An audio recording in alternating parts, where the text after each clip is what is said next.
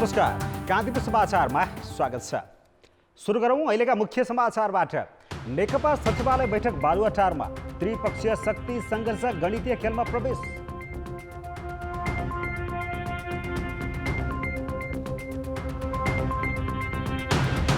बारा र पर्सामा गरी 3 जना सङ्क्रमित थपिए। नयाँ दिल्लीको धार्मिक भेलामा सहभागी भएको 49 दिनपछि सङ्क्रमण पुष्टि।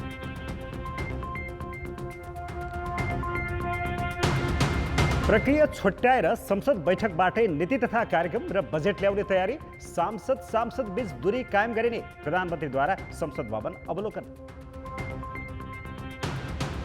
महामारीका कारण आर्थिक वृद्धि 2% सीमित हुने केन्द्रीय तथ्याङ्क विभागको प्रक्षेपण। पर्यटन बाहेकका क्षेत्र जेठबाट नियमित हुने विश्वास। र चीनको बेजिङमा क्वारेन्टिनका नियम खुकुलो पारिँदै कम जोखिम क्षेत्रबाट आउनेले क्वारेन्टिन बस्न नपर्ने। अमेरिकामा सङ्क्रमितको सङ्ख्या 10 लाख नाग्यो।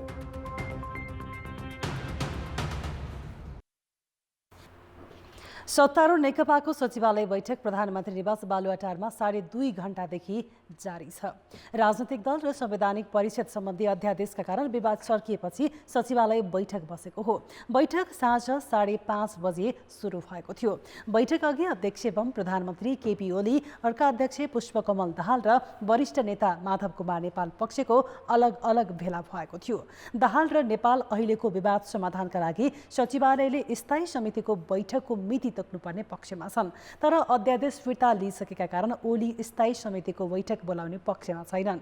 वैशाख 8 गते अनायास 2 अध्यादेश ल्याएर फिर्ता लिनु परेकोमा प्रधानमन्त्री ओली आलोचित छन्। सल्लाह बिना अध्यादेश ल्याएर पार्टीकै शाखमा आँच आउने काम गरेको आरोप असन्तुष्ट समूहको रहेको छ।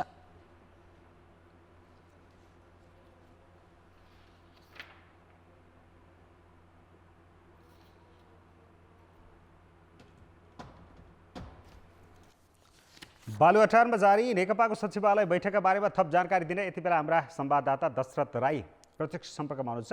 दशरथ, के छ बैठक कसरी अगाडि बढिरहेको छ, भित्रको केही थाहा पाउनु भएको छ?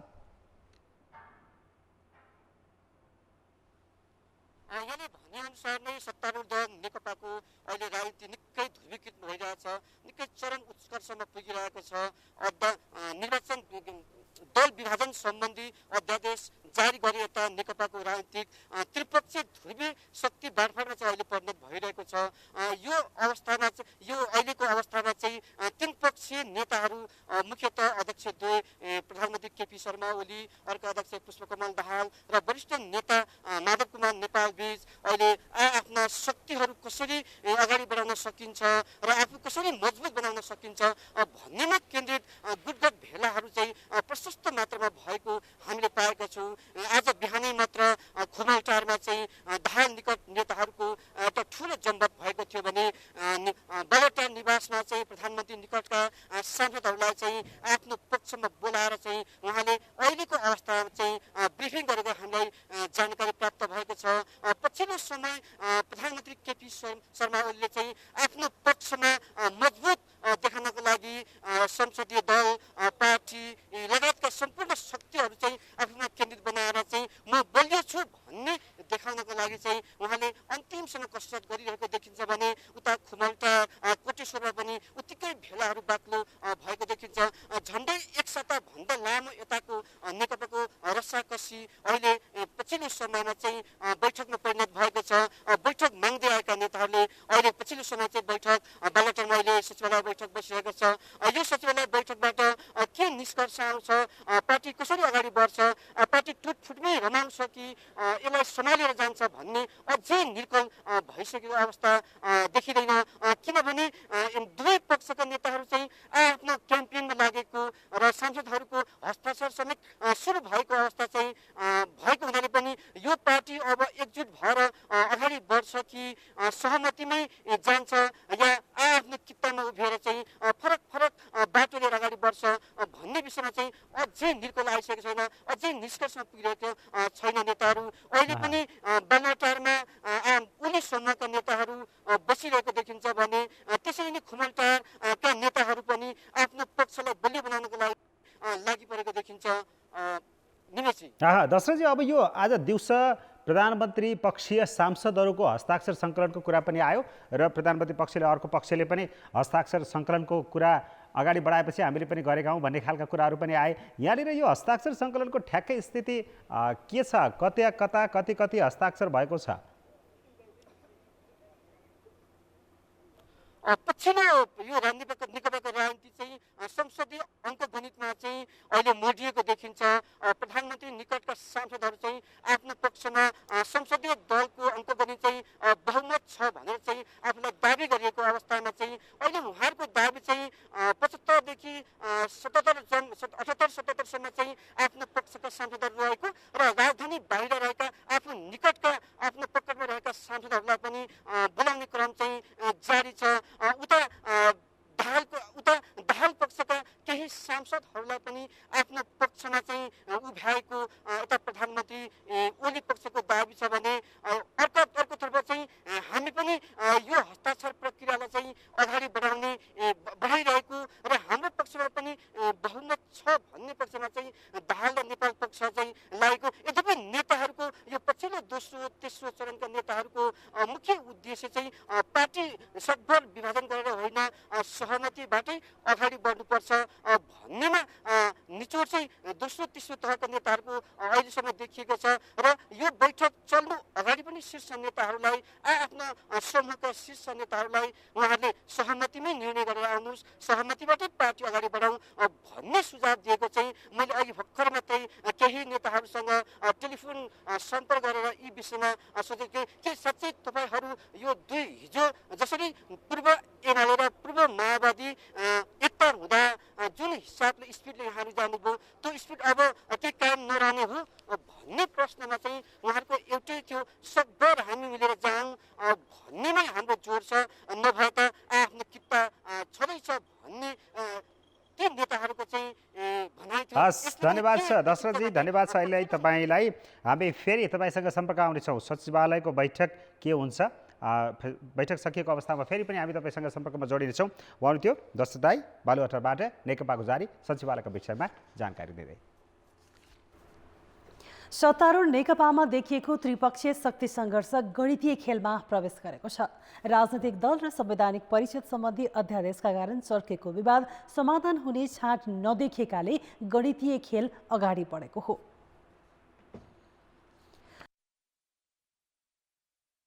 केपी ओली तथा अर्का अध्यक्ष पुष्पकमल दाहाल र वरिष्ठ नेता माधव नेपाल दुवै पक्षले सांसदहरूको हस्ताक्षर सङ्कलन गरेका छन्। ओली पक्षले सांसदहरूलाई प्रधानमन्त्री निवास बालुवाटारमै बोलाएर हस्ताक्षर सङ्कलन गरेको हो। दाहाल र नेपाल मिल्दा स्थायी समितिको बैठक कमजोर हुने भएपछि ओलीले संसदीय दलमा आफ्नो बहुमत देखाउन सांसदहरूको हस्ताक्षर बटुलेका हुन्। उनले दाहाल नेपाल पक्षमा रहेका भनिएका केही सांसदलाई समेत आफ्नो पक्षमा पारिसकेको उनी निकट नेताहरूले दाबी गरेका छन्। उता दाहाल नेपाल पक्षले पनि आफू पक्षका सांसद ओलीको पक्षमा नगएको दाबी गरेको छ। यो पक्षले पनि हस्ताक्षर सङ्कलन गर्नुका साथै शक्ति देखाउन काठमाडौँ बाहिर रहेका सांसदलाई बोलाइसकेको छ। दाहाल नेपाल पक्ष स्थायी समितिको बैठकबाट सके ओलीलाई अध्यक्ष र प्रधानमन्त्री दुवै पदबाट हटाउनुका साथै उनको खेमाबाट महत्त्वपूर्ण पदमा पुग्ने अरूलाई समेत जिम्मेवारी विहीन बनाउने सम्मको तयारी छ। ओली पक्षले भने अध्यादेश खारेज भइसकेको अवस्थामा अब विवाद चर्काउनुको औचित्य नरहेको बताउँदै आएको छ। दाहाल निकट दीनानाथ शर्मा, देवेन्द्र पौडेल, टोप बहादुर रायमाझी लगायतका नेता पनि यतिखेर प्रधानमन्त्री फेर्न नहुने पक्षमा उभिएका छन्। उनीहरूले पार्टीको 2/3 नजिकको बहुमत रहेका बेला प्रधानमन्त्री परिवर्तन गर्दा नकारात्मक सन्देश जानुका साथै पार्टी एकतामा असर पर्ने भन्दै दाहाललाई सचेत गराएका छन्। दाहाल नेपाल पक्षमा पनि खास गरी नेपाल निकट केही नेता पार्टीमा एक व्यक्ति एक पदको व्यवस्था लागू गरी नेपालले अध्यक्ष र प्रधानमन्त्री मध्ये एक पद दिलाउनका लागि कसिएर लागेका छन्। तर गणितीय खेलमा दाहाल र नेपाल एक ढिक्का भइरहन्छन् वा यो दुई मध्ये एक ओलीसँग मिल्न पुग्छन् अहिले नै भन्न सकिने अवस्था छैन। नेकपामा चलेको शक्ति सङ्घर्ष र गणितीय खेलका सन्दर्भमा प्रधानमन्त्री एवं अध्यक्ष केपी शर्मा ओली पक्षका सांसद विशाल भट्टराई र वरिष्ठ नेता माधव नेपाल पक्षका सांसद रामकुमारी झाँक्रीसँग हामीले सोधेका छौँ। यतिखेर आएर बैठक राख्न नराख्नेदेखि हस्ताक्षर अभियान चलाउनेसम्मको किचलो किन त? बैठक नबसेको बस्न नसकेको होइन, बैठकको मिति तय हुनका लागि केही कुराहरू मिलाउनु पर्ला, 2-4 दिन ढिलो हुन सक्ला, त्यो भनेको बस्नु नसकेको होइन। नियमित रूपमा बैठक बस्नुपर्छ। म पनि एउटा केन्द्रीय सदस्यको नाताले आग्रह गर्छु, बैठक नियमितै बस्नुपर्छ र बैठकले आफ्ना पार्टीका उठेका प्रश्नहरूको निरूपण गर्नुपर्छ, राष्ट्रिय मुद्दाहरूलाई सम्बोधन गर्नुपर्छ। पार्टीभित्र यो पार्टी जुधोस्, लडाइँ गरोस्, नेताहरूका बिचमा बाजाबास होस्, भोटको बाकसबाट टुङ्गो लागोस् भन्ने प्रकारका गलत चाहना राख्नेहरू मान्छेहरूको पनि जमात त होला नै। तर म के आग्रह गर्छु भने हामी मुलुकलाई विकासतर्फ लान, स्थायित्वमा लानका लागि चाहिँ हामीले एउटा सही बाटोमा लान, जनमतको कदर गर्नका लागि पार्टीभित्र पहिलो कुरा त सहमति नै हो। सबैतिर हामीले त्यो चाहना गर्नुपर्छ। सहमति हुन नसक्दाखेरिको बाटो भनेको दोस्रो बाटो हो। त्यही सहमतिका लागि केही नेताहरूबाट प्रयास भएको हामी सबैले बाहिरभित्र सबै देखिरहेकै छौँ। भनेपछि रामकुमारजी अब कुरा मिल्ने स्थितिमा पो आरिछ त भित्रभित्र त। उहाँले भनेको कुरा सत्य हो भने एकदमै राम्रो कुरा भयो, किनभने हामीले पनि विधि सम्मत पार्टी चलोस् र पार्टीका कुनै पनि विवादको निरूपण विधि सम्मत होस् भन्ने नै चाहने हो। तर मलाई लाग्दैछ कि उहाँले अब त्यो निजी विचार भनिरहनु भएको छ। अहिले अब स्थायी सचिवालयको बैठक पछाडि प्रधानमन्त्रीका अभिव्यक्तिहरू के हुन्छन् भन्ने कुरा फेरि मिडियामा सुन्न पढ्न पाइने नै छ। अहिलेसम्म यो स्थायी कमिटीको बैठक नबोलाउने र संसदीय दलको बैठक बोलाउने, त्यसको लागि हस्ताक्षर क्याम्पेनिङ गर्ने, हामीसँग 60 जना 64 जना भए भनेर टाउको गर्ने जुन खालको काम गरिएको छ त्यो चाहिँ खास गरी स्थायी कमिटीको बैठकलाई स्केप गर्नको लागि र संसदीय दलबाट आफ्नो बहुमत छ भन्ने सिद्ध गर्नलाई गरेका प्रयासहरू हुन्। त्यसो गर्दाखेरि पनि 174 जना सदस्य भएको संसदीय दलमा आज फेरि त्यो पनि प्राविधिक बहुमत पुग्ने अवस्था 64 जनाले साइन गर्दैमा हुन्छ जस्तो मलाई लाग्दैन। त्यसकारणले यो भयो भने धेरै राम्रो कुरा भइहाल्यो। र अर्को कुरा, एउटा जुन विषयले जस्टिफाई गर्न नसकेर सरकारले विधेयक के अरे अध्यादेश फिर्ता ल्यायो त्यसका पक्ष विपक्ष यहाँ बोल्नुपर्ने रहेन। अर्को कुरा त गलतै थियो। शक्ति पृथकीकरणको सिद्धान्त अनुसार पनि हामीले के राज्यका अङ्गहरूलाई कसरी शक्तिको बाँडफाँड गर्ने, उपस्थितिलाई कसरी सुनिश्चित गर्ने भनेर संविधानमा भएका केही संवैधानिक व्यवस्थालाई कार्यविधिमा तोडमोड गरेर ल्याउनु भनेको अप्रजातान्त्रिक अलोकतान्त्रिक चरित्र हो। तर तपाईँले यही भनिरहँदाखेरि तपाईँसँगै अहिले प्रत्यक्ष रूपमा कुरा गरिरहनु भएका विशालजीले के भन्दै हुनुहुन्छ भने संवैधानिक निकायहरूमा नियुक्ति गर्नका लागि प्रतिपक्षी दलतर्फबाट सहयोग नभइरहँदा धेरै लामो समयसम्म निकायहरू रिक्त रहने स्थिति आइदियो। त्यसका लागि त बरु फिर्ता नलिनुपर्ने स्थिति थियो, तर पनि लिदिनु भयो, प्रधानमन्त्रीजीले मान्नुभयो भन्दै हुनुहुन्छ।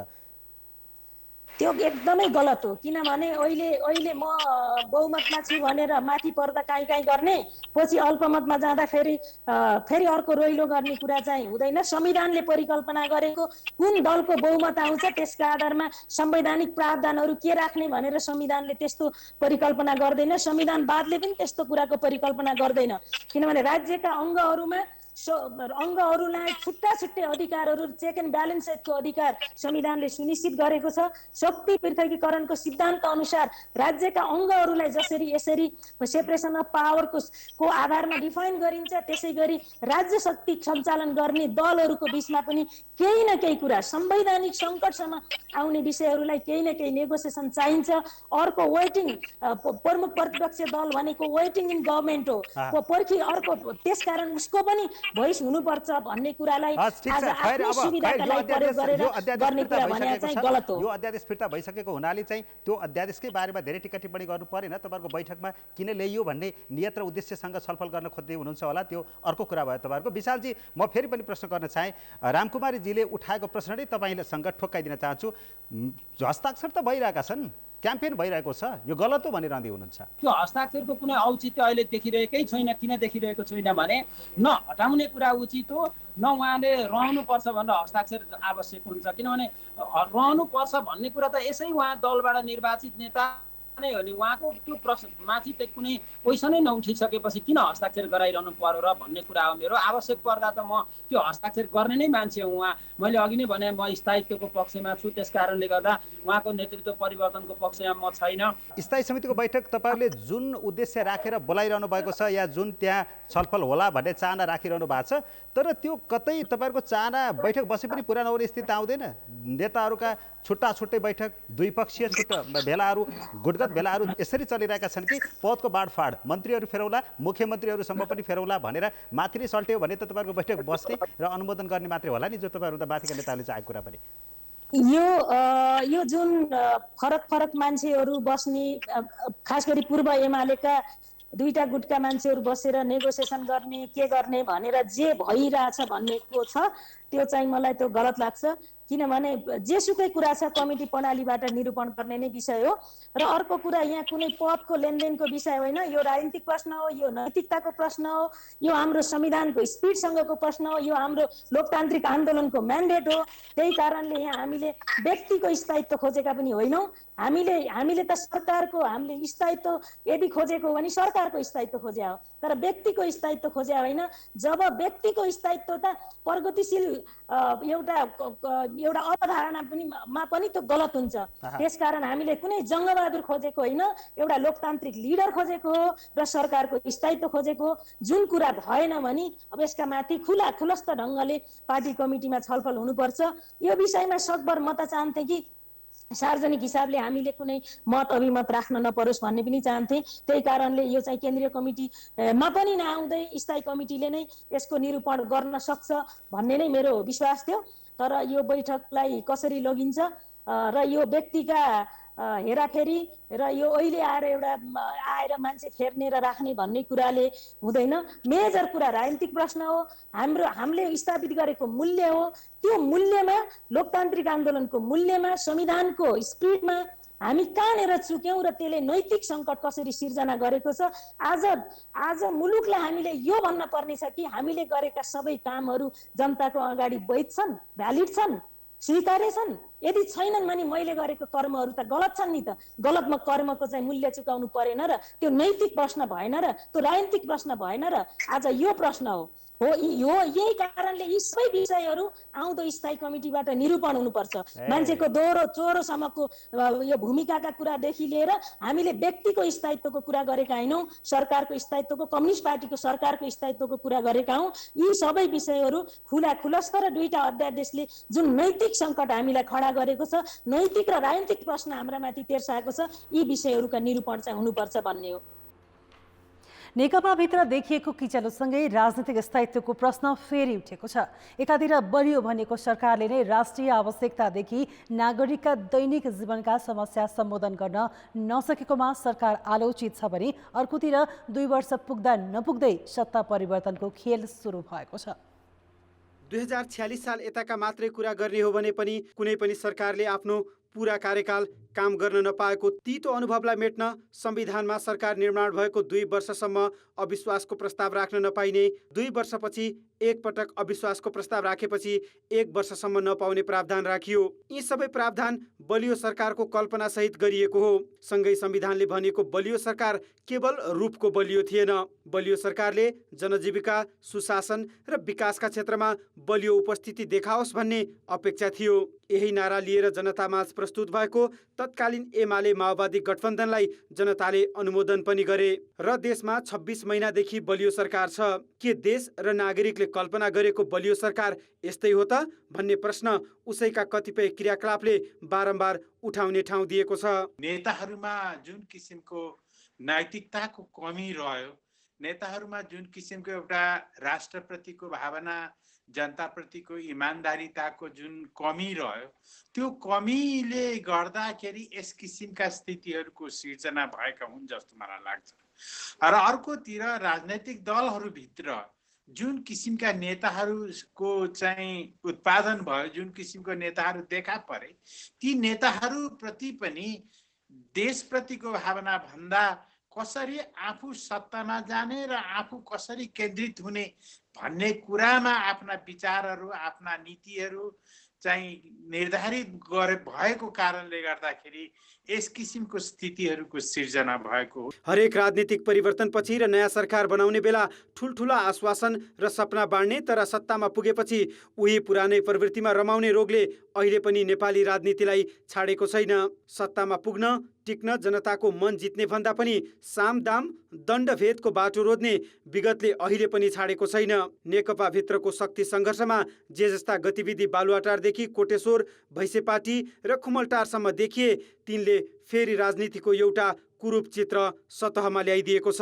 अन्तिमसम्म नछोड्ने, अब ल के गर्छौ त गर भनेर अब पार्टीभित्रै फुटाउने, जुटाउने, कसैलाई अवसर दिएर अर्को पार्टीलाई फुटाउनु जे गर्नुभयो उहाँले त्यही कुरा पार्टीभित्र उहाँले गर्न सक्नुहुन्छ। उहाँ सामदाम दण्डभेद सबै नीतिहरू प्रयोग गर्न जान सक्नुहुन्छ। केही लागेन भने पार्टी फुटाउने ठाउँमा पनि उहाँ पुग्न सक्नुहुन्छ। यसबीचमा हामीले सरकार मात्र होइन राज्य व्यवस्था नै परिवर्तन गर्यौं, तर नेतृत्व र उसको कार्यशैली भने उही र उस्तै रह्यो। 2017 सालमा महेन्द्रले प्रजातान्त्रिक व्यवस्थामाथि कु गरेर पञ्चायत लादेको 30 वर्ष अवधिमा पनि पालै पालो सिंहदरबार छिर्ने पात्रको हेरफेर गरिन्थ्यो भने 2046मा जनदबावमा फेरिएको व्यवस्थामा पनि अस्थिरताको खेल खेलियो।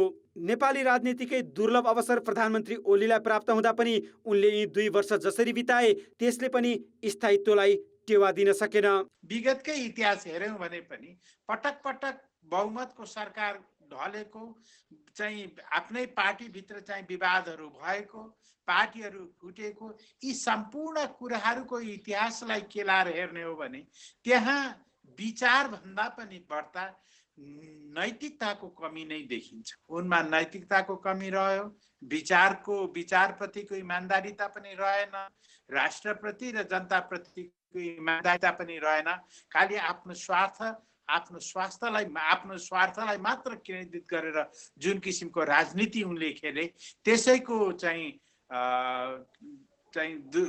अवस्था हामीले चाहिँ भोग्नु बाध्य भएका छौँ जस्तो लाग्छ। यति बेला नेकपा भित्रको सत्ता सङ्घर्षमा केपी ओली, पुष्पकमल दाहाल र माधव नेपाल जसले जिते पनि व्यवस्थाको सम्वर्धन भने हुने देखिँदैन। देश महामारीमा भएका बेला देखिएका यी घटना श्रृङ्खलाले लोकतान्त्रिक व्यवस्थाका लागि दीर्घकालीन प्रभाव पार्ने निश्चित छ।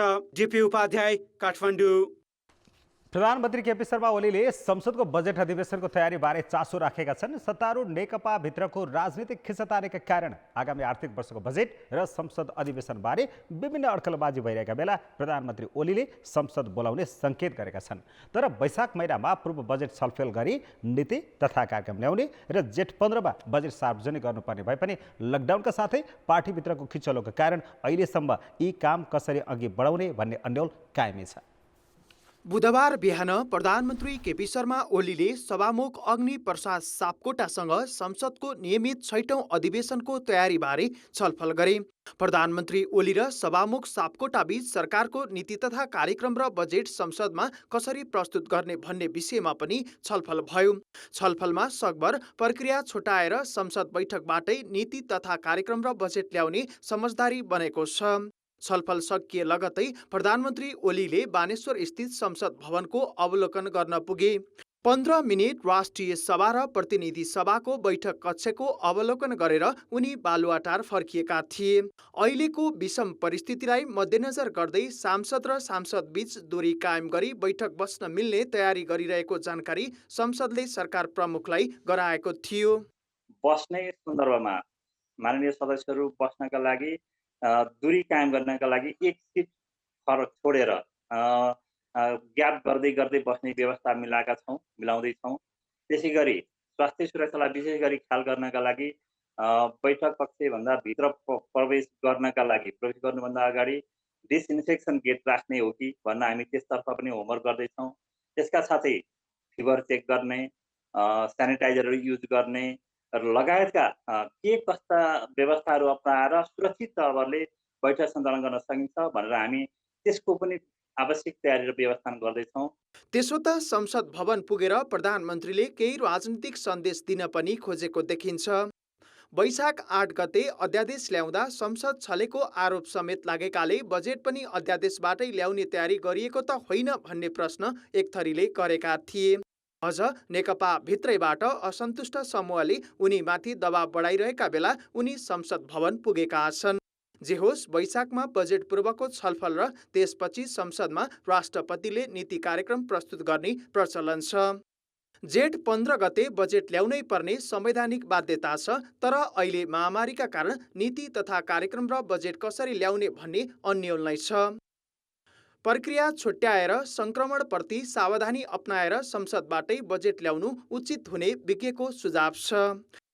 स्वास्थ्यको, त्यसपछि आएर चाहिँ तपाईँको मानवीय र त्यसपछि अर्थतन्त्रमा जुन किसिमका सङ्कट र जटिलताहरू छन् तिनलाई कसरी सम्बोधन गर्ने भनेर अलि मसिनोसँग हेरेर जाने कुरा चाहिँ नि अझ थप चुनौतीको रूपमा छ। त्यसैले दुईटैलाई मिलाएर एउटा छोटो रूपमा आवश्यक चाहिँ पर्ने सल्लाह र सुझावहरू चाहिँ लिँदै एउटा राजनैतिक रूपमा पनि एक प्रकारको एउटा सहमतिको वातावरण तयार गर्दै चाहिँ यो नीति र कार्यक्रम तथा बजेट तर्जुमा गर्नेतिर लाग्नुपर्छ होला भन्ने मलाई लाग्छ। कानुन अनुसार सरकारको सिफारिसमा राष्ट्रपतिले संसद बैठक आह्वान गर्ने व्यवस्था छ, तर नेकपा भित्रको खिच्चातानी नसकिए बजेटको प्रक्रिया अझै प्रभावित हुन सक्नेछ।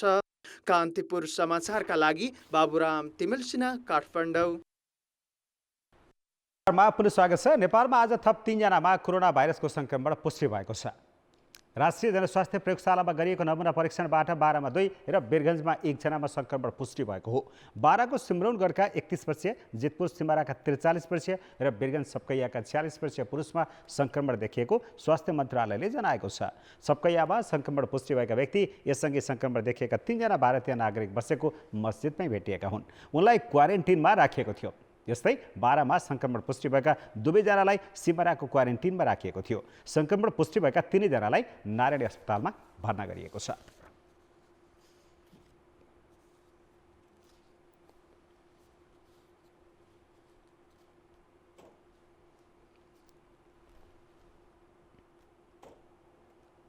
उनन्चास दिनको स्वाब परीक्षणपछि बल्ल यो देखिएको। उहाँहरू फागुन 27 गते आउनुभएको हो।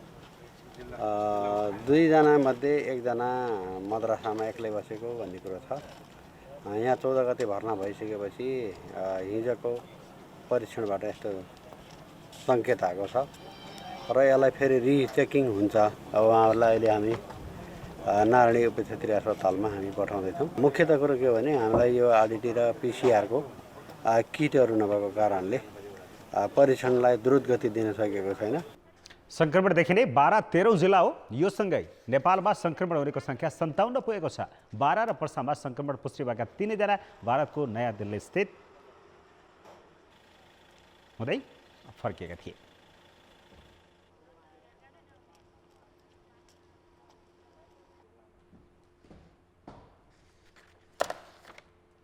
कोरोना भाइरसको त्रासका बीच देशका विभिन्न भागमा स्थानीय तहबीच क्वारेन्टिन निर्माणको होड नै चल्यो।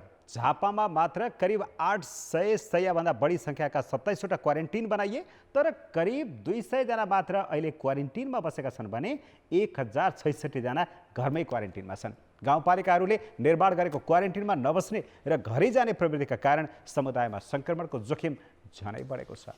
विश्वभरि महामारीको रूपमा फैलिएको कोरोना भाइरस रोकथाम तथा नियन्त्रणको लागि सरकारले लकडाउन घोषणा गर्यो। लकडाउनसँगै गाउँपालिका तथा नगरपालिकाले धमाधम क्वारेन्टिन निर्माण गरे। तर भारत लगायत सङ्क्रमित देशहरूबाट आएका नागरिकहरू भने सुरु घर गए होम क्वारेन्टिनमै बस्ने भन्दै। तर होम क्वारेन्टिनमै बसेका 2 जना मानिस झापामा कोरोना भाइरस सङ्क्रमित भए। उपलब्ध स्रोतहरू राम्रोसँग सदुपयोग नभएको कारणले, सचेतनाको अभावको कारणले, त्यहाँको खानपान व्यवस्थापन लगायत सरसफाइको अभावको कारण देखेपछि मान्छेहरू एक किसिमले हच्किए। दोस्रो चाहिँ अलिकति गाउँपालिकाहरू, नगरपालिकाले, प्रशासनले अरू अन्य सम्बद्ध सरोकारवालाहरूले चाहिँ टाइट गर्न सकेनन्। किनभने उहाँहरूले तपाईँहरू क्वारेन्टाइनमा अनिवार्य बस्नुपर्छ, क्वारेन्टाइनमा नबसिकन हामी जान दिँदैनौँ भनेर सकेनन्। यसमा अलिकति उहाँहरूको कमजोरी पनि रह्यो। विदेशबाट आएका कतिपयले सार्वजनिक नै गरेनन् भने कतिपयले होम क्वारेन्टाइनमा बस्ने अड्डी कसे। उनीहरूको तथ्याङ्क लिन ढिला भएकोले जोखिम बढेको जनप्रतिनिधि स्वीकार गर्छन्। सिधै घरभित्र पसिसकेको छ। होम क्वारेन्टाइन हो नि, ऊ त्यही सुरक्षित हुन्छ। क्वारेन्टाइनमा आउनु र त्यहाँ जानुमा ऊ त्यहाँ सुरक्षित हुन्छ भने कतिपय दृष्टिकोणले ऊ त्यहाँ बसेको पनि हो। र कतिपय अब सुरुमा उनीहरू लुकेर बसे, आफूलाई खोजी गर्न चाहेनन्, म विदेशबाट आएको हो नै भनेनन्। तर यो खोजी गर्दै जाँदा पछि मात्रै हामीले यो लगत लिएको। झापामा 800 बेड क्षमताको 27वटा क्वारेन्टिन निर्माण गरिएको छ। अहिले 203 जना मात्र क्वारेन्टिनमा छन्। गाउँ तथा नगरपालिकाले बनाएको क्वारेन्टिन प्रयोगविहीन छन्। स्थानीय तहले स्वाभाविक रूपमा चाहिँ सहज भएर यो क्वारेन्टाइन राख्न परे हुन्थ्यो भन्ने मानसिकता पनि नभएको होइन। हामीले त्यही भएर हिजो भनिरहेका छौँ, क्वारेन्टाइन सोको लागि मात्रै बनाउनु हुँदैन, त्यहाँ चाहिँ सम्भावित सङ्क्रमित मान्छेहरू पनि राख्नुपर्छ भनेर यो हामीले निर्देशन दिएका छौँ। धेरै क्वारेन्टिन न्यूनतम मापदण्ड पुरा नगरी बनाएकाले पनि मानिस नबसेका हुन्। कान्तिपुर समाचारका लागि क्यामेरामा सौरभ मुखियाका साथमा गणेशमान मुखिया, बिर्तामोड, झापा। कोरोना भाइरस संक्रमितको पहिचान गर्न प्रयोग गरेको आरडिटी किटको नतिजाकै भरमा निर्णय गर्दा संक्रमण फैलिने जोखिम झन बढेको छ। किनभने आरडिटी किटले संक्रमणको सङ्केत नदेखाएका धेरैजना पिसिआर विधिबाट संक्रमित देखिएका छन्। कोरोना भाइरस संक्रमणको आशंकामा झापाको 12 गाउँपालिकाका 50 वर्षीय पुरुषलाई 2 पटक आरडिटी परीक्षण गर्दा दुवै पटक संक्रमण देखिएन। भारतको दिल्लीमा भएको तब्लिगी जमातबाट फर्केका उनको स्वाब परीक्षण गर्दा भने कोरोना भाइरसको संक्रमण भेटियो। त्यस्तै वैशाख 3 गते उदयपुर भुल्केको नुरी मस्जिदमा बस्दै आएका 16 जनाको आरडिटी परीक्षण गर्दा 16 जनामा संक्रमण भेटिएन। तर स्वाब परीक्षणमा 16 जनामा भाइरसको संक्रमण पाइयो। भारतको दिल्लीमा मजदुरी गरेर फर्केकी मोरङ बुढीगङ्गाकी एक युवतीमा आरडिटी परीक्षणमा संक्रमण देखियो, तर पिसिआर परीक्षण गर्दा संक्रमण देखिएन। यी त केही उदाहरण मात्र हुन्। हालसम्म 1 नम्बर प्रदेशको 14वटै जिल्लामा 4881 जनाको आरडिटी परीक्षण गरिएको छ, तर आरडिटी र पिसिआर परीक्षणको अधिकांश नतिजा विपरीत आएको छ। सङ्घीय सरकारले चीनको ग्वान्जाऊ बन्डफो बायोटेक कम्पनी लिमिटेड चाइनाले उत्पादन गरेको SARS-CoV-2 एन्टिबडी टेस्ट किट 8000 थान प्रदेश 1 मा पठाएको छ। प्रदेश सरकारले पनि गुणस्तरलाई ध्यान नै नदिई परीक्षणलाई तीव्रता दिइरहेको छ। गुणस्तरहीन भएको भन्दै उक्त ब्रान्डको आरडिटी परीक्षणमा अन्यत्र भन्ने रोक लगाइएको छ।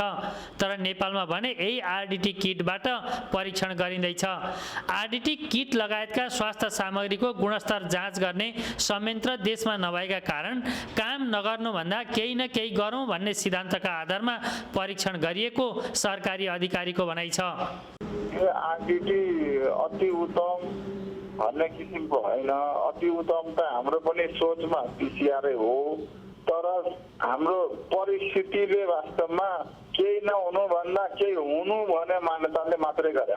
आरडिटी किट सङ्घीय सरकारले प्रदेश सरकारलाई उपलब्ध गराएकाले किटका विषयमा अन्तर्राष्ट्रिय क्षेत्रमा भएका नकारात्मक टिप्पणी र विश्वसनीयताका विषयमा प्रश्न पार्न सङ्घीय सरकारलाई नै आफूहरूले अनुरोध गरेको सरकारका प्रवक्ताको भनाइ छ।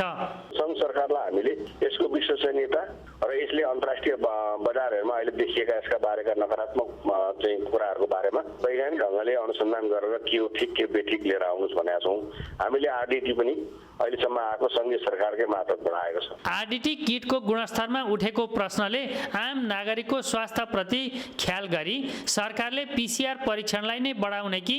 कान्तिपुर समाचारका लागि क्यामेरामा समूह पोखरेलका साथ सहकर्मीहरू परशुराम थापा, गणेशमान मुखिया, अर्जुन बस्नेत, लक्ष्मी गौतम, अर्जुन सुवेदी, सुशीला पाठक र महाप्रसाद खतिवडा, विराटनगर, मोरङ।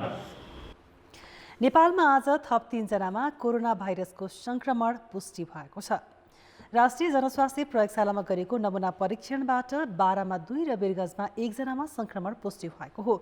12 को सिमरौनगढका 31 वर्षीय, जितपुर सिमराका 43 वर्षीय र वीरगञ्ज छपकैयाका 46 वर्षीय पुरुषमा संक्रमण देखिएको स्वास्थ्य मन्त्रालयले जनाएको छ। छपकैयामा संक्रमण पुष्टि भएका व्यक्ति यसअघि संक्रमण देखिएका 3 जना भारतीय नागरिक बसेको मस्जिदमै भेटेका हुन्। उनलाई क्वारेन्टिनमा राखिएको थियो। यस्तै 12 मा संक्रमण पुष्टि भएका 2 जनालाई सिमराको क्वारेन्टिनमा राखिएको थियो। संक्रमण पुष्टि भएका 3 जनालाई नारायणी अस्पतालमा भर्ना गरिएको छ। 49 दिनको स्वाब परीक्षणपछि बल्ल यो देखिएको हो। उहाँहरू फागुन 27 गते आउनुभएको हो। 2 जनामध्ये 1 जना मद्रासामा एक्लै बसेको भन्ने कुरो छ। यहाँ 14 गते भर्ना भइसकेपछि हिजोको परीक्षणबाट यस्तो सङ्केत आएको छ र यसलाई फेरि रिचेकिङ हुन्छ। अब उहाँहरूलाई अहिले हामी नारायणी उपक्षेत्रीय अस्पतालमा हामी पठाउँदैछौँ। मुख्यतः कुरो के हो भने हामीलाई यो आरडिटी र पिसिआरको किटहरू नभएको कारणले परीक्षणलाई द्रुत गति दिन सकेको छैन। संक्रमण देखिने 12-13 जिल्ला हो। यो सँगै नेपालमा संक्रमण हुनेको संख्या 57 पुगेको छ। 12 र वर्षमा संक्रमण पुष्टि भएका 3 जनाको भारतको नयाँ दिल्ली स्थित निजामुद्दिनमा भएको तबलिगी जमातका भेलामा सहभागी हुन्। 12 मा भेटिएका दुवै संक्रमित फागुन 27 गते नेपाल आएका थिए। उनीहरूलाई वैशाख 14 गते सिमराजस्थित अस्थायी कोरोना अस्पतालको आइसोलेसन कक्षमा राखिएको थियो। भारतबाट फर्केको 49 दिनपछि उनीहरूमा संक्रमण पुष्टि भएको हो। हालसम्म 12 मा 77 जनाको PCR परीक्षण गर्दा 2 जनामा संक्रमण पुष्टि भएको हो। संक्रमित फेला परेका गुडाहरूलाई सिलगढी परीक्षण तीव्र बनाइने स्थानीय प्रशासनले जनाएको छ। त्यस्तै पर्साको वीरगञ्ज छपकैया स्थित मस्जिदमा बस्दै आएका संक्रमित पनि तबलिगी जमातमा भेलाहरूमा सहभागी भएको पाइएको छ। पर्सामा मात्र संक्रमितको संख्या 6 पुगेको छ।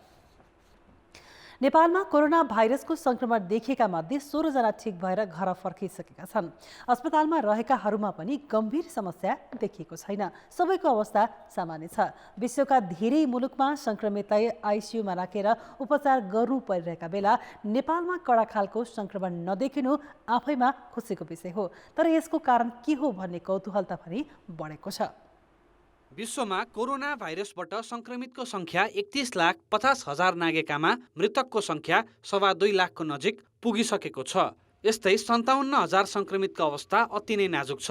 उनीहरूको आइसियु र भेन्टिलेटरमा राखेर उपचार भइरहेको छ। शक्ति सम्पन्न अमेरिकालाई नै गम्भीर प्रकृतिका संक्रमणको उपचारमा हम्मे परिरहेको छ। तर नेपालले अहिलेसम्म त्यस्तो कठिन अवस्था सामना गर्नु परेको छैन। संक्रमितको संख्या बढे पनि स्वास्थ्य मन्त्रालयका अनुसार उनीहरूको अवस्था सामान्य छ। अहिलेसम्म कसैलाई पनि सदन उपचार आवश्यक परेको छैन।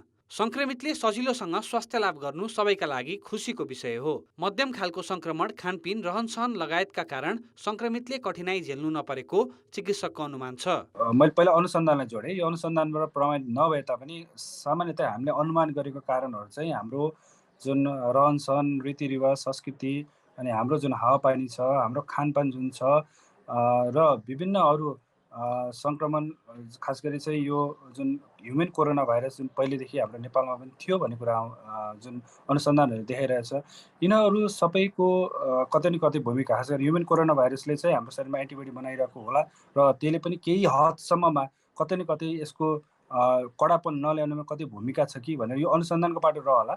यी कुराहरूले गर्दाखेरि चाहिँ कतै नेपालमा जुन अहिलेसम्म भएको संक्रमित, त्यसमा पनि अति वृद्ध वृद्धाहरू पनि परेका छन्, उहाँहरू समेत त्यस्तो समस्याहरू नआएको देखिएको हुनाले चाहिँ यी कारणहरू कतै न कतै योसँग सम्बन्धित छ कि भनेर एक प्रकारको हामीले अनुमान चाहिँ गर्न सक्दछौँ। विश्वका अन्य देशमा निकै समस्या उत्पन्न गराएको भाइरसको कडा संक्रमण नेपालमा नदेखिनुको कारणबारे अहिलेसम्म कसैले पनि अनुसन्धान गरेको छैन। विदेशबाट नेपाल आएकाहरू जसमा संक्रमण पुष्टि भएको छ, उनीहरूमा मध्यम खालको भाइरस भएको अनुमान छ। त्यही कारण धेरैलाई सार्न नपाएको र संक्रमितहरूले छिटो स्वास्थ्य लाभ गरेको चिकित्सकहरूको बुझाइ छ। एउटा चाहिँ कम उमेर, सरदर उमेर भएको हाम्रो जनसङ्ख्या भएको कारणले होला भन्ने अनुमान। अर्को चाहिँ यो विभिन्न रोग प्रतिरोधी क्षमता घटाउने खालका अथवा सामान्य यो भाइरसको आक्रमण हुँदा पनि बढी चिकित्सा गराउन सक्ने खालको यो मुटुको रोग, मृगौलाको रोग, मधुमेह, हैन, यस्ता रोगहरूको भार चाहिँ कम भएको जनसङ्ख्या भएको हुनाले। अर्को जसलाई यो रोग लागेको छ, अधिकांश बाहिरबाट आउनुभएको मान्छेहरू, उहाँहरू चाहिँ आफै सक्रिय जीवनशैली गरिरहेको, प्राय शारीरिक श्रम गर्ने व्यक्तिहरू, हैन, त्यसमा अलिक स्वस्थ पनि हुने, त्यस्तो कारणले चाहिँ यो अलि लक्षण कम देखिएको कि भन्ने हो।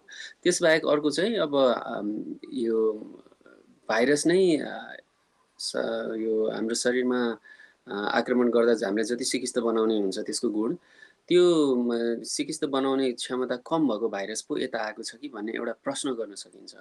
काठमाडौँको सनसिटी अपार्टमेन्टमा एउटै परिवारका 2 सदस्यमा संक्रमण पुष्टि हुँदा तेस्रो सदस्यमा संक्रमण नहुनुले पनि त्यही सङ्केत गर्छ।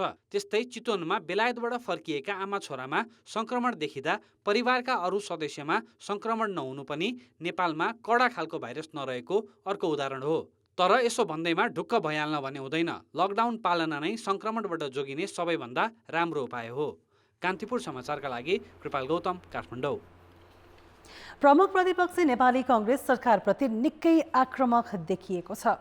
आज सुरु भएको केन्द्रीय समितिको बैठकमा बोल्ने अधिकांश सदस्यले सरकार अधिनायकवादी बाटोमा हिँडेको भन्दै यस विरुद्ध कडा कदम चाल्नुपर्ने बताएका छन्। खबरदारी नगरेकै कारण सरकारले संविधानको भावना विपरीतका कदम चालेको केन्द्रीय सदस्यहरूको भनाइ छ। वरिष्ठ नेता रामचन्द्र पौडेल लगायत कतिपय सदस्यले राष्ट्रपतिको भूमिकामाथि पनि प्रश्न उठाएका छन्। सरकारका कमजोरीहरू केलाउन, सरकारलाई फेरि थप सहयोग पनि प्रदान गर्न, सरकारले ल्याएका अध्यादेशहरूका पछिल्लोतिरको नियतहरूको विश्लेषण गर्न, अपराधका जे जस्ता घटनाहरू भएका छन् ती बारेमा गम्भीर विमर्श गर्न, अनि 1 महिनाभन्दा कम समयावधि मात्रै संविधानले निर्धारण गरेको बाँकी छ बजेट निर्माण गर्न, त्यससँग सम्बन्धित विषयमा पनि प्रवेश गर्नका लागि अब संसद अविलम्ब बोलाउनुपर्छ भनेर पनि आजको बैठकमा विमर्श भइरहेको छ।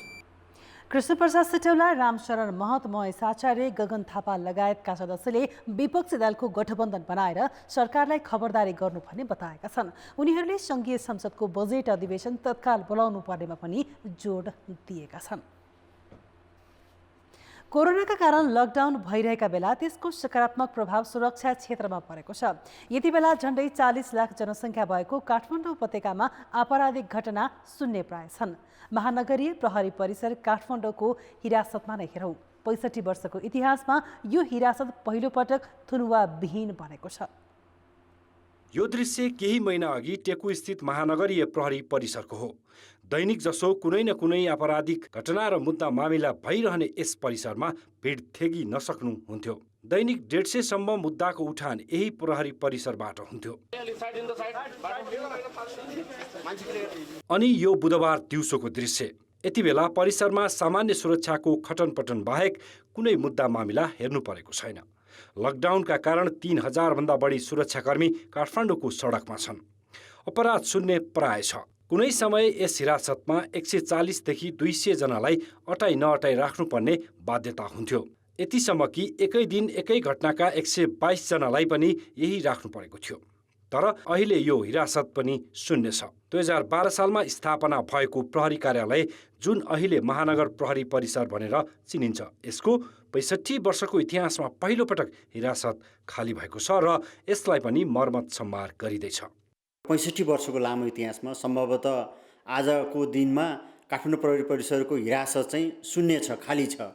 तत्कालीन हनुमान ढोकामा चाहिँ हाम्रो रेकर्ड अनुसार दैनिक 450-500 सम्म थुनुवार हुन्थ्यो भने हाम्रो यहाँ अहिलेको करेन्ट हिरासतमा पनि दैनिक 150 देखि 200 को हाराहारीमा हामीले थुनुवारलाई राख्थ्यौँ। तर अहिले चाहिँ हाम्रो थुनुवा आजको दिनबाट शून्यमा झरेको छ। अहिले हामीले हाम्रो थुनुवा कक्षलाई पूर्ण रूपमा मर्मसम्मार डेन्टिपेन्टिङ कामहरू गरिरहेका छौँ। हाम्रो थुनुवा कक्ष शून्यमा झरेको छ। लुटपाट, झै झगडा, गुण्डागर्दी, अपहरणदेखि ज्यान मार्ने सम्मका घटनाको योजना बन्ने काठमाडौँ यति बेला शान्त छ।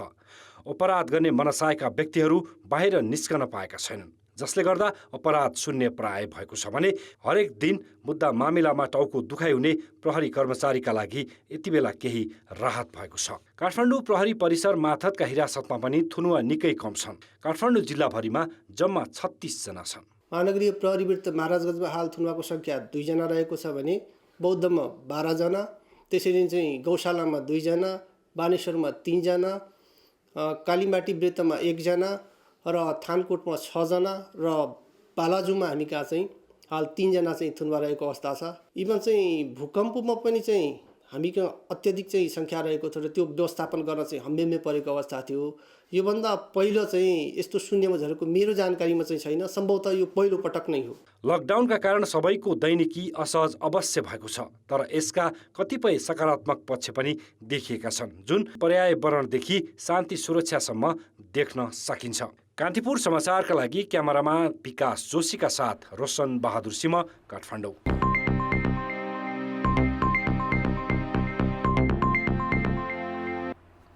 कोरोना भाइरसले निम्त्याएको सङ्कटले यो वर्ष आर्थिक वृद्धिको सरकारी लक्ष्य पूरा नहुने भएको छ। सरकार स्वयंले नै आर्थिक वृद्धि 2.27 अङ्कमा सीमित हुने प्रक्षेपण गरेको छ। सरकारले चालु आर्थिक वर्ष 8.5% आर्थिक वृद्धि गर्ने लक्ष्य लिएको थियो। यो लक्ष्य पूरा नहुने सङ्केत सरकारका काम कारबाहीबाट सुरुदेखि नै देखिएको थियो। पुँजीगत खर्च बढाउन र निजी क्षेत्रलाई लगानी विस्तार गराउन चुकेपछि लक्ष्य पूरा नहुने स्पष्ट भइसके पनि अर्थमन्त्रीले माघ अन्तिम साता बजेटको मध्यावधि समीक्षा गरी आर्थिक वृद्धिको लक्ष्य घटाएका थिएनन्। उनले बजेटको आकार भने 10% घटाएका थिए। केन्द्रीय तथ्याङ्क विभागले आर्थिक वृद्धि 2.7%मा सीमित हुने प्रक्षेपण गरेको छ। होटल, रेस्टुरेन्ट र अन्तर्राष्ट्रिय यातायात बाहेकका क्षेत्र जेठबाट नियमित हुने विश्वासमा विभागले यो प्रक्षेपण गरेको हो। यो वर्षको आर्थिक वृद्धि दर लगायतका आर्थिक सूचकहरू तयार गर्दा कोभिड-19 को असरलाई हामीले मध्यनजर राखेका छौँ र अहिले पनि चैत महिनाभरि लकडाउन भयो, वैशाख महिनाभरि पनि त्यस्तै अवस्था छ र जेठदेखि केही सेक्टरहरू, केही आर्थिक क्रियाकलापहरू सामान्य रूपमा चल्छन् भने केही क्रियाकलापहरूलाई सामान्य रूपमा चल्न पनि अझ समय लाग्छ भन्ने चाहिँ कुरालाई हृदयङ्गमन गरी हामीले चाहिँ 2.27 को आर्थिक वृद्धि दर हुने अनुमान गरेका छौँ।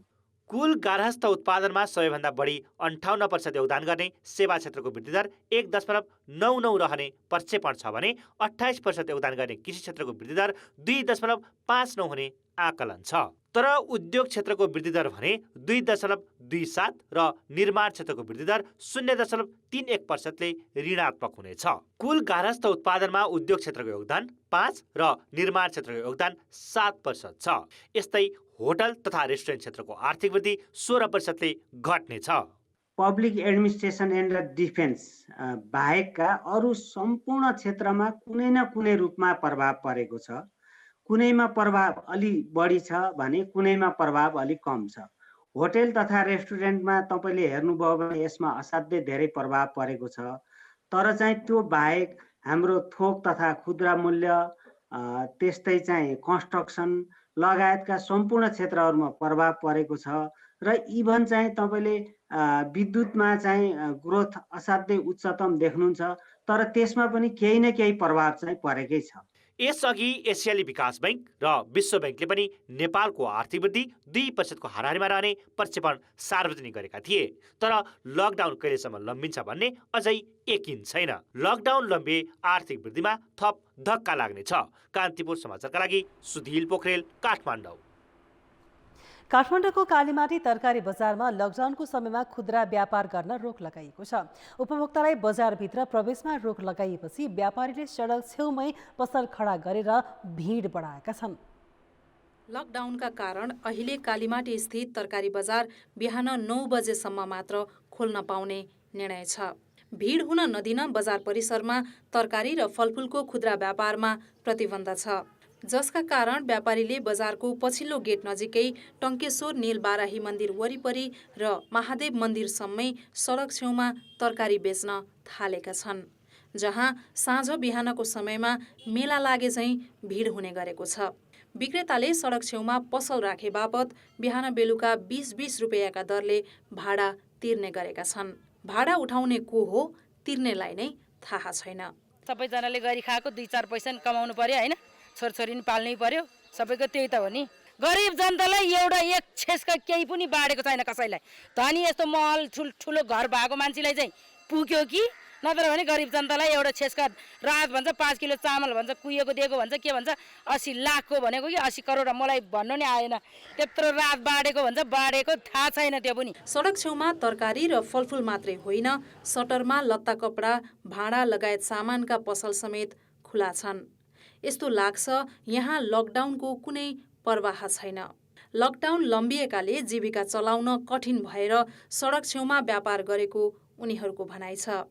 एकातिर लकडाउन उल्लङ्घन गरी पसल राखेर संक्रमणको जोखिम बढाइएको छ भने अर्कोतिर सडक छेउमा सरकारी जग्गा प्रयोग गर्दा भाडाका नाममा अवैध असुली मौलाएको छ। यस्तो भद्रगोल हुँदा पनि स्थानीय प्रशासन मौन छ।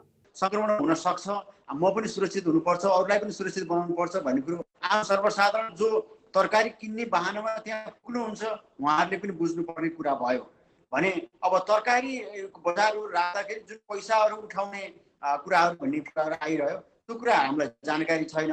महानगरले नै आधिकारिक रूपमा रसिद काटेर पैसाहरू उठाइएको छ भने त्यो आधिकारिक भयो, होइन पैसा चाहिँ रसिद नकाटिकन सरकारी राजस्वमा खातामा जम्मा नहुने गरी यदि कसैले पैसा उठाएको छ भने हामी कानुनी कारबाहीको दायरामा ल्याउँछौँ। कालीमाटी मात्रै होइन, अत्यावश्यक सामग्री किनबेच हुने अधिकांश ठाउँमा लकडाउनका सामान्य नियम समेत पालना भएको पाइँदैन।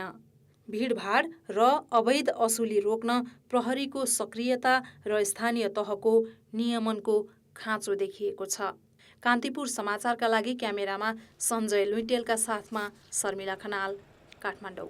नेकपाको जारी सचिवालयको बैठक भर्खरै मात्र सकिएको खबर प्राप्त भएको छ र बैठकका बारेमा अहिले जानकारी दिँदै हुनुहुन्छ पार्टीका प्रवक्ता नारायण काजी श्रेष्ठ। हाम्रो पार्टीको सचिवालयको बैठकमा हाम्रो पार्टीभित्रको आन्तरिक समस्या, पार्टी एकताको सुदृढीकरणको महत्त्व, सरकार र केही कमरेडहरूले माग गर्नुभएको पार्टीको स्थायी कमिटीको बैठकका बारेमा र यससँग जोडिएका विविध पक्षहरूका बारेमा गम्भीर विचार विमर्श भयो। छलफल जारी छ र यस बीचमा पार्टीको नेतृत्व टिमले अनौपचारिक गृह कार्यको प्रक्रियाहरू पनि अगाडि बढाउँदै यही 20 गते पुनः सचिवालयको बैठक बस्ने निर्णय गरेको छ। सचिवालयको बैठकले यी सबै विषयमा अहिलेको आवश्यकतासँग मेल खाने, पार्टीलाई एकताबद्ध ढङ्गले अगाडि बढाउने र जनताले दिएको जनादेश अनुसार सामाजिक आर्थिक रूपान्तरणको प्रक्रियालाई पनि अगाडि बढाउने सन्दर्भमा उपयुक्त निर्णय लिनेछ र आवश्यक प्रस्तावहरू तयार गर्नेछ। त्यही बैठकले नै माग भइआएको स्थायी कमिटीको बैठकको बारेमा पनि आवश्यक निर्णय गर्नेछ। आजको मुख्य गरी नेताहरूको चाहिँ केमा जोड थियो? धेरै उतार चढाव भयो, पार्टीभित्रका आन्तरिक विवादहरू आए, बाहिर पनि सतासुल्ल भए। जोड कोड सबै मैले अघि भन्दा भनिसकेको छु। त्यहीबाट बुझ्नुपर्ने हजुर सबै।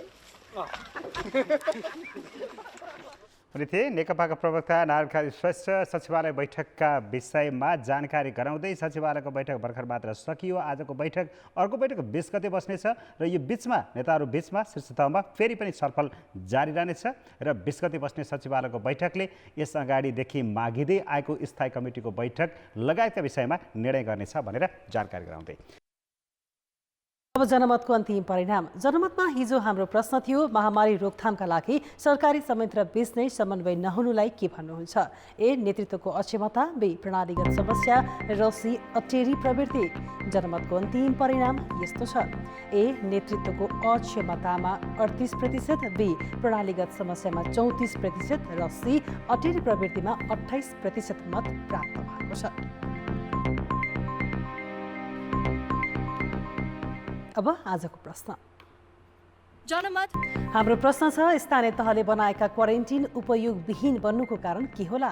ए. क्वारेन्टिनमा नबस्ने प्रवृत्ति, बी. बस्न योग्य नै नहुनु र सी. बस्नुपर्ने अवस्था नै नआउनु। जनमतको अन्तिम परिणाम भोलि साँझ 8 बजेको कान्तिपुर समाचारमा प्रसारण गर्नेछौँ। कृपया 34001 मा SMS गरी आफ्नो मत व्यक्त गर्नुहोला।